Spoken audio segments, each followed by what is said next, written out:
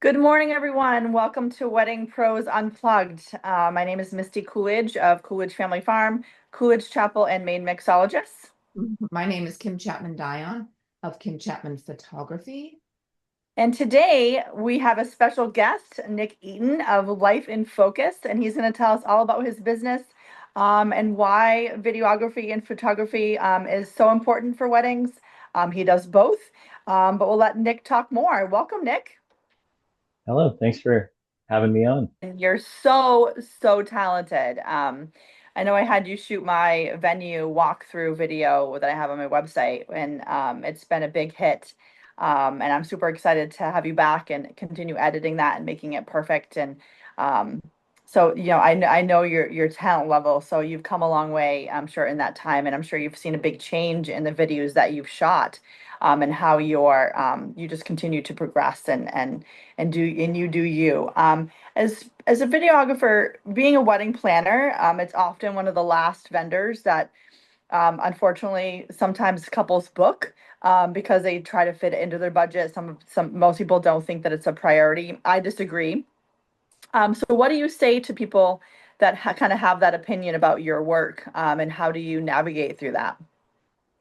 Yeah, I think definitely people do consider it a last minute thing. I think now that I'm more established, that it is, and my work shows that it's, really high quality, that people are booking it sooner, and I'm getting less and less of those, last minute bookings. I work with now are like no video is important, but definitely still find a few people that are like, reach out a month before and they're like, hey, we realized we have room in the budget to book video. But I think it's really important because, photography is important, but with the video, you do also get to, relive your vows. You get to hear them again. You get to hear the speeches again Mhm. and, rewatch the whole day and have different moments captured on video that you might not on photo. The photo captures a still shot, but the video captures, that full moment. And the emotion involved in that. Right.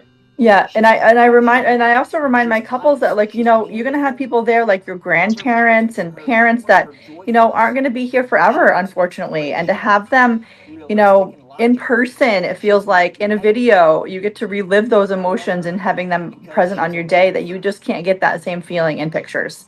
So I remind them of that, like, 25 years from now when your grandparents may not be here, how special is that video gonna be? It's going to be priceless. Right. And I think that's something we're really good at. I have a team of people that work with me, videographers and everything. And, I make sure it's not just about the couple. The video isn't going to be, just seeing shots and shots of the couple. We want to also focus on those family members, the important people of the day that are also there with them. Because the client, shots of just the couple look amazing, but the client isn't going to want to just rewatch a video of just themselves. They want to see everyone else who was there and relive moments with all the important people, including grandparents, aunts, uncles, friends, just everybody who was there celebrating with them. So that's what something we try to focus on is, capturing a lot of those in between moments that aren't just focusing on the couple. Um, I have a question. How do Yeah. you dance around the photographer? Because I know, especially during the ceremony, I know working with photographers and photographers working with videographers were working for the same client. We're trying to tell the story of the day, but in particular the ceremony when we're there. And how do you deal with that?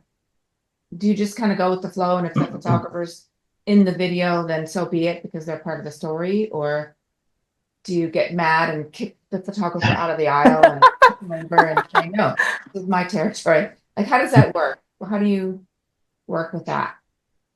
Yeah, I think for video, we've been really great working with other photographers. And, Mhm. I think that's why we get a lot of referrals from fellow photographers is because they enjoy working with us. We aren't, trying to fight for space. And when I first started, I was also assisting Patrick McNamara, a wedding photographer, helping him carry gear and everything. And watching him, I think helped me see, how I should set up around video, and then working with him and seeing, when a videographer who was working the same wedding that I was assisting Patrick on, doing something that I was like, oh, they're just kind of in the way here. And seeing those kind of things, I think, helped me kind of figure out how I should do it. And, you know, zoom lenses, I think, are one of the most important thing that I incorporated for the ceremony, having on both sides 270 to 200 so that can zoom right into each person. And then once everybody has walked down, can put a wide in the back. And then I just talk with the photographers, see how they're going to work. And I say, you can walk in front of the cameras because guess what? There's another one that I can edit to. So Yeah. having the multiple cameras, I think, is important.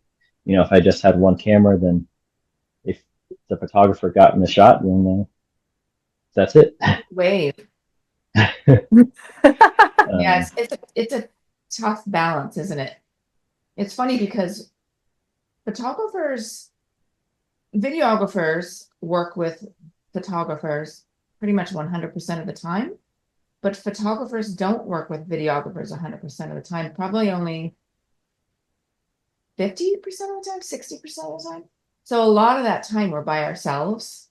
So Mhm. when And you're used to that. yeah, so either we have to go back and forth, and it can be challenging, but I just kind of, at first I used to be real stressed out about it, but I just kind of go with the flow now. It is what it is. If, you know, the videographer's in my shot, then that's okay. But Yeah. 10 years ago, I didn't think so. yeah, I So definitely always try. go ahead.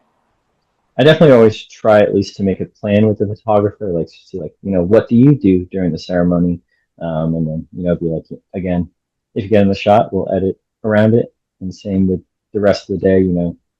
Usually everyone has a set way they like to photograph the dances and the Hmm. speeches. So I'll talk with the photographer and figure out, see how they do it, and then work around that so that we're not in their shot and they aren't getting in our shots. Yeah, Yeah, communication is key. yeah.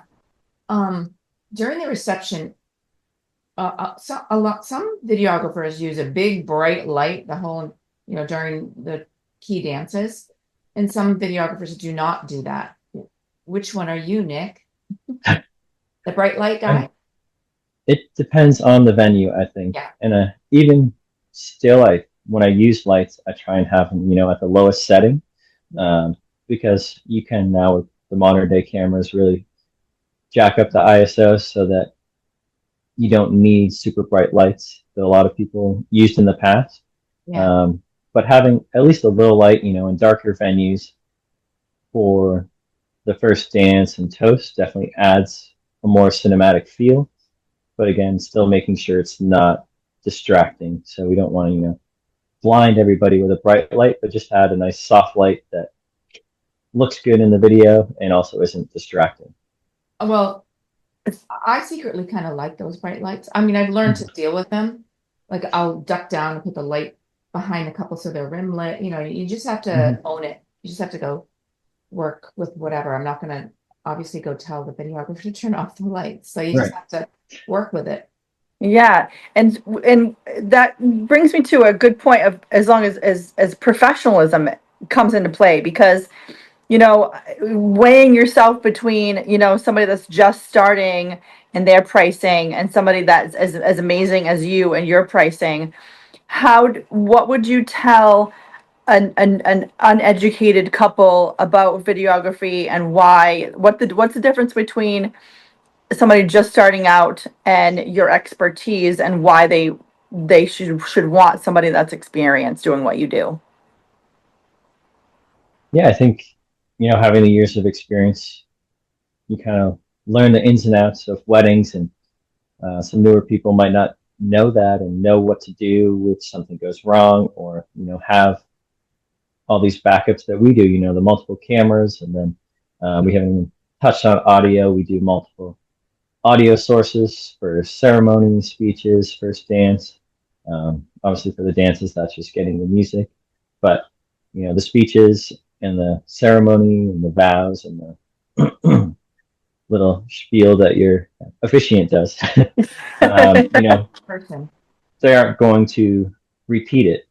So making sure you have, you know, a mic on them, the couple, and then also if there's a band or DJ plugging into that system, so you have those backups, um, which, you know, someone starting out may not know that, or there's other little things that I found that I'll notice watching some more beginner videographers do, which bother me, but may not bother, you know, the client may not notice this, but, you know, not having a good focus on the people, or, you know, the footage is just really shaky. And I think our style is, you know, a little more clean and cinematic, but still a documentary style. So it's not, you know, constantly up in their face, but still capturing everything, documenting it in a nice cinematic way. Do you use a drone? Do you have a drone?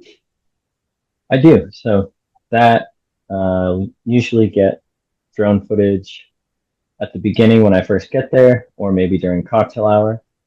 It's very rare that I fly during the ceremony because it sounds like a bunch of bees flying around. And I'll just explain to them, you know, it is going to be loud for a few seconds during takeoff and landing. And then, you know, if it's super windy, I might need to land mid ceremony, which is probably the loudest part. Because when it's super windy, it kills the battery faster. And if it's a long ceremony, but, you know, I had one client that was a Greek Orthodox wedding where sometimes with those, they, you know, there's a big march down the street into the church, and they wanted that captured on drone. So that was a cool drone shot. But for the most part, it's just getting nice cinematic shots of the venue or the area.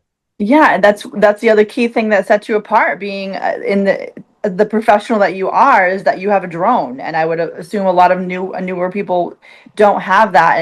And how can they run both? You know, you've got, you know, an assistant with you that comes with your package, and that is your right hand person. To be able to handle all of the multiple avenues of media that you're bringing to the wedding, and doing it all well and smooth. And that comes with experience. And you also have to have a license to run a drone. And a lot of newer people starting out, I guess, don't realize that. An Right. FAA Yeah. license. Yeah.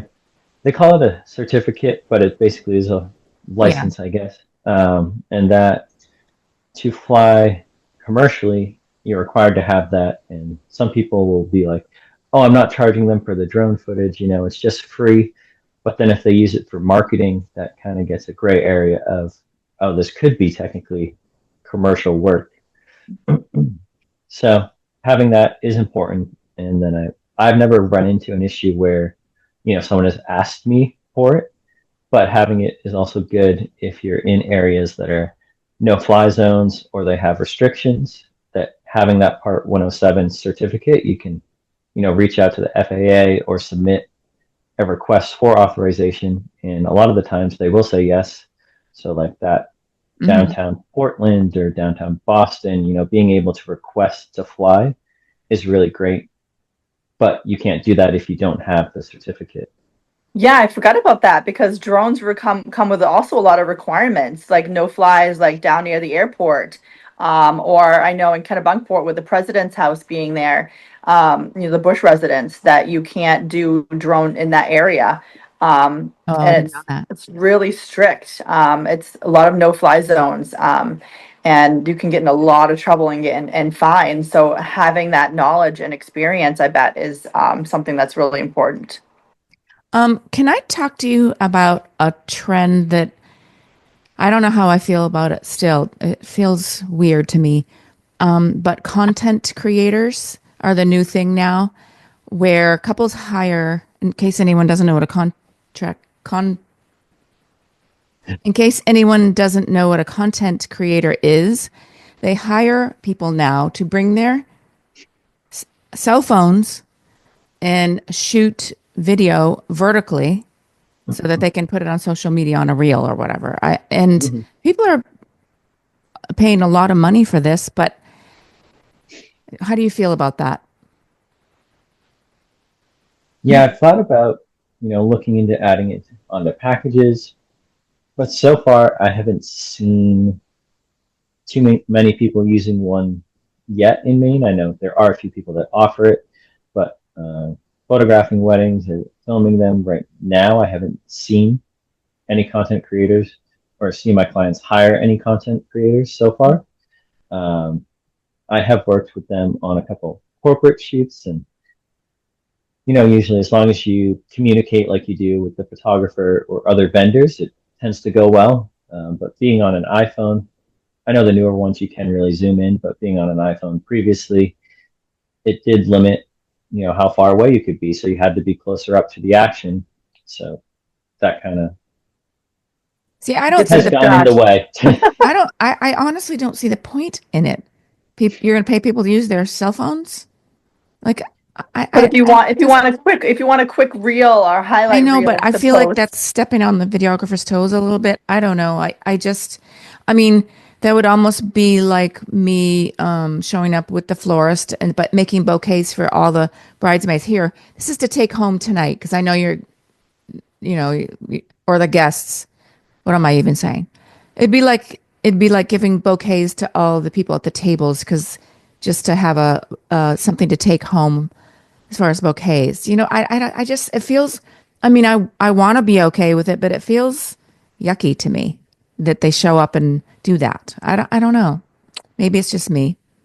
Yeah, and I mean, when I first started, there was like a trend of doing same day edits and bringing like an editor in on the same day. You hand off footage throughout the day and they edit the video as the day goes on and you play it during the reception.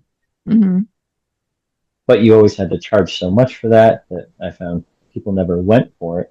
yeah, So it's almost like that, but being iPhone footage, and Being most of the vertical. time people, yeah, vertical footage, and people can just throw it in an app that'll edit it into a reel for them. So it does make it faster, and they have things the next day, which I understand. But usually I edit like a 1 minute sneak peek video for the client within a week. And then if I'm doing photo, I give it a few next day sneak peek photos too. Mhm. So I feel like maybe people see those in my packages and they don't see a need to get a content creator if they're getting those like because sort you're of so fast quick to turn around. turnaround things. Yeah, that's a good point. Is that having couples know your turnaround time is really important because sometimes people aren't getting video back for like 6 months And photos. and Right. I'm photos. super fast too. I don't like anything in my inbox. I got a wedding, I got to edit it and I edit it and get it Mhm. out the door. But I don't know, it feels funny to me. It just feels because they're also taking photos, and they're almost taking the magic out of my sneak peek in my Mhm. blog or whatever I do and your sneak peek in your video. And I know a lot of people feel the opposite. They don't mind it. They planners they like it or whatever, but it just feels a little funny to me. Maybe because most of my career they didn't exist. I don't know. Right. It's a And it's change, Kim. And I usually can just go with the flow. That's why I've lasted so long, but I don't know. I'm stuck on that one. Let's talk yeah, and I about think let's talk about pricing, Nick.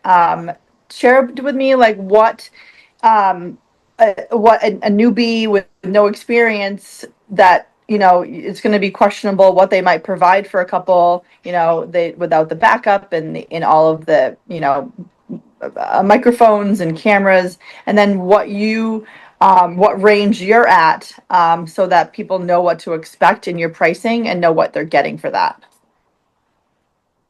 yeah, it definitely when I first started, and people are still charging this amount when they start, and even some people that have been doing it a while. I that first year was charging $500 for a wedding video, and I mean, I realized pretty quick that that was not What was that like sustainable. $3 an hour? Yeah, it was a lot of work for not great pay. And like even now, a lot of people when they see someone, oh, I'll do it for $500, they really trash that person, and I don't think that's the way to go about it either. I was doing it for that amount when I first started that first few weddings, and the clients they love the videos. I mean, myself looking back on them now, I think differently. But again, it was about the client then, and they loved them. Now I'm think my videos have progressed to a point where they're worth the amount I am charging now, but I had to get there. The following year I was charging 1,500 for a wedding video, and then 2,500, and now That's has exactly how progressed. I did it. 800, then 1,200, and Mhm. yeah, you got to start somewhere. Right, and if you have nothing to show, charging $5,000 for your first wedding might not make sense. Mhm. Um, and that's something those clients always knew when I started.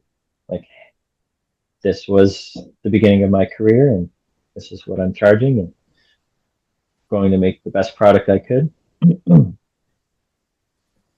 I think Uh, there are still definitely people starting out who are charging that number today, which I guess we're in 2025. You had to look at I the guess calendar to see what year it was. well, I was looking at the date too. Um, 12 years ago is when I started, so the fact that people who are starting out are still charging 500, I don't know if And that even makes sense. I've said this in another video, but photographers and videographers have an uncanny ability to charge what they're worth. So if you do see an $800, $1,000, $500 price, you know that they're just starting. Mhm. If you see someone that charges 5,000, like I don't know what you charge, but you know you're going to get an amazing video and nothing's going to go wrong because you have backup and you've got the experience. You know the lighting, Right. you know the And I think sound. I think you can see the difference in the videos of people who are, in that price point now, and the videos I create. And again, with having those backups and all the different cameras, backup audio sources, and then even after the wedding, I'm not just getting home and throwing it on one hard drive. They're on, multiple hard drives and in the cloud, because if something goes wrong, hard drives do fail. It's a Hmm. question of when it's going to fail. you have So that making forever sure, backup. yeah. So as soon as I That's get right. home, everything gets backed up. I didn't even think of that as being a factor, but that's so true. Like having somebody that's inexperienced, are they doing triple backups of your video so that, if you lose it, you can, email your videographer 10 years down the road and say, I can't find my wedding video. Can you resend it to me? That is priceless. Right. So I've had people do that all the time. I have So too. even my first video from 2013, I still have that. Yeah. And that's when I like my assistants that are getting into videography or photo, or someone who's just second shooting for me, who's really just starting out. The first thing I tell them is, you need to back everything up before anything else. I'm like, that's number one. Because you could take amazing photos, but if you lose them, then They're not so they're gone. amazing. You know, it's really, really interesting because videographers do need to be very tech savvy, but at the same time, they have to be right brain. They have to be left brained and right brained. You have to be creative with those videos. That's the other key to this whole thing. You can be a techie, but then you have to tell the story, make it flow, make it beautiful, and Hmm. that's an art in itself. You have to be both. Yes, definitely. I think it helps when people do their own written vows, or when the speeches talk about the couple, because then you can use those to kind of craft a story throughout their short videos. Hmm. But then, if it's just a Catholic ceremony, or the speeches don't really get into the couple too much, it's more like a congratulations kind of thing. Then you do have to get a little more creative and figure out, how is this going to tell a story without having audio to do it. Hmm. Yeah, wow. Have you ever done a video that is like a full documentary of the couple's full wedding experience? I had this happen to me a couple years ago. I had a couple that hired a videographer that was exclusively a documentary videographer, where they went on all of their appointments with them, like their Mm. cake tasting, they met with my mom, who was their tailor. They met with me as their wedding planner in one of their meetings to get some clips of that. They were at the rehearsal and did clips of that. Literally, the video was about an hour and a half long, and it was amazing. Like I watched the whole thing because it was so cool to have them interview all of the key vendors of their day as well. They wanted a full story of their wedding experience captured. And I'd never had that happen before. I don't even remember what they paid for it, but obviously it wasn't an inexpensive task. But it was amazing. And I feel like a lot of couples nowadays are wanting that documentary experience, even if they can't afford it. But what are your thoughts? And have you done that before? And geez, I I mean, haven't like, done. And do they go on the honeymoon too? Maybe you could do it for free, Nick. You go on the honeymoon for I free. have seen people get honeymoon videos done. It's not something I've done, and I haven't. Mm. I haven't done like a full documentary thing like you're talking about, but I have on the day of the client might ask beforehand, we want you to interview some of our guests or family members so that that can be in the video. And sometimes that goes well. Sometimes, people are on the dance floor, and that's when you have the time to really interview people because the rest of the day you're capturing everything else. And you're like, hey, do you want to say a quick word about the couple? And most of the time, people don't want to leave the dance floor to go do that. So I always tell the client that sometimes it does work really great, and those little sound bites do make it in the video, and I think add a little bit to it. Yeah. that's cool. That's cool. You, do we want to talk about Nick's price? Because he talked about when he first started, like your starting price, or no? Yeah, I can. Right now, for 5 hour and a little highlight video, I'm starting at 42.50, and then for like the most you can get, it goes up to 7,000. Hmm. That's That's very amazing. reasonable. That's good. Yeah, and Yeah, you're so talented, and I know that couples are getting that value out of you, just in your experience, your expertise, what you're providing them, the backups, the multimedia, your assistant, like you put a lot of time into your, I mean, I've seen you work, so you're amazingly talented. So that's awesome. You- Um, any other questions that you have, Kim, or anything that you want to close out Well, with, Nick?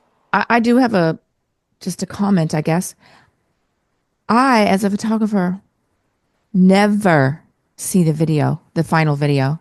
mm, I mean, because with photographers, you can just see them if they're posted in a blog or on social media. But I just wear like maybe once I've watched a video. Like I wish that was different. I wish because I've never really seen your work, and I don't know how that changes because do you post on social media the videos I or do, and I've actually have periods of when I'm really great at social media, and then periods where I like don't have time to keep up with it. But now that with scheduling, I think I'm much better. And also, I've learned that in the past few years, doing more photography, like, oh, I need to get all the vendors' information so that when I post something, I can tag them in it. Whereas in the past, just doing video, I kind of didn't do any of that. And I would right? go to post the video and I'd be like, who was the photographer? Who was the florist kind of thing? And that Sometimes it wouldn't gets be in any hard. emails. So now I am trying to ask the clients, in their questionnaire form, who are all your other vendors? So then when it comes time to post the photos or the videos, I can tag everybody. Well, And then also you should be getting a day of timeline from the planner anyway that gives the list of the vendors. sometimes it includes the vendors, and then sometimes it's just the timeline that doesn't have the vendors on it. Oh yeah, no. I feel like a lot of your wedding planners, more experienced wedding planners have, my contract, my itinerary starts, their first page is all the vendors, and Mhm. then it goes on to the itinerary. And I feel like I know this anyway. It should be included in the timeline. I think having in every way, shape, and form that the couple has all the vendors, all of the vendors have all the vendors, for marketing, for sharing. For For sure. contact, for tagging. I think that's really, but that's a planner that's a planner conversation. Um, Yeah, anything but else I for mean, you, Kim? I feel like photography, still photography and videography, a lot of times we're not working with planners. I mean, and it's interesting, all these different perspectives, but they don't, I mean, they've got day of coordinators at the resorts that I work at, like the Nonantum, Samoset, in on Peaks, I think the blank slate, I don't know, I don't know if I can speak for you, Nick, but the blank slate venues don't come around that often for me. But of course, I don't know. What do you think about that? Are you mostly at resorts or with built-in planners, built-in? I don't even know what I'm saying. Coordinators. Coordinators. Yeah, I think like a majority for me, because I do a lot in New York, they do have built-in coordinators. Mm, Sometimes they do also, the client brings in someone else. But a lot of the resorts I work at, they don't create that vendor list, I think. exactly. Maybe they There's a have lot it they on don't their do. end, but it might not be on the timeline. I'm sure it's something you could ask for though, emailing the coordinator after the wedding and saying, "Hey, can you share the list of vendors with me?" That's easy. Yeah. That's easy. Awesome. Well, I've learned a lot about you today that I didn't know before. So that's amazing. Any last comments or thing you want to add? Why couples should hire Life in Focus? Because he's awesome. I think so. But I think Good. one thing that I did just think of as we're talking about pricing, I think a lot of times with video, people don't see it as being equal to the photography. Whereas, like now that I do offer both, when I send the photo pricing, it's like sometimes it's like not even a question; they're like ready to go. Where have I found over the years with video, a lot of people do question like why does it cost this much, even though their photographer might even cost more. But I think, video, you're doing the full wedding day, you have a lot more gear. And then I have found, at least with video editing, there is a lot more editing for the videos, trying to craft that story and a lot more back end work. Maybe you disagree with me, Kim, but Mhm. that's what I have found. And I think, your photo in video person should cost the same. I've done weddings where the photographer, I know their pricing and it's like double or three times the But it's not cost, but as much editing. they didn't want to spend as much with me. So it's definitely interesting to see, but I think, it's worth, you know, paying your videographer the same amount as your photographer. You're going to get higher quality videos. And, Um, I I have one last question that I think a lot of people might want to know. When you say you do both photography and videography at a wedding, how do you do that? yeah, so I try to book one or the other. Um, I won't do, like, if someone wants me for video and they like my photography too, that's not something I'm going to do at the same time. Oh, I see. You Uh, don't do it at the same wedding. Correct. Sometimes I do offer both. If they, love my photography style, then I do have videographers that, have trained with me for years now that can produce the same style, Hmm. and I'll do that. And then I also then do all of the editing for the video too. So it's So it's more work. So I'd cohesive. rather book one or the other. And I don't, like, if someone just wants me, like, loves my video style, they want me for video.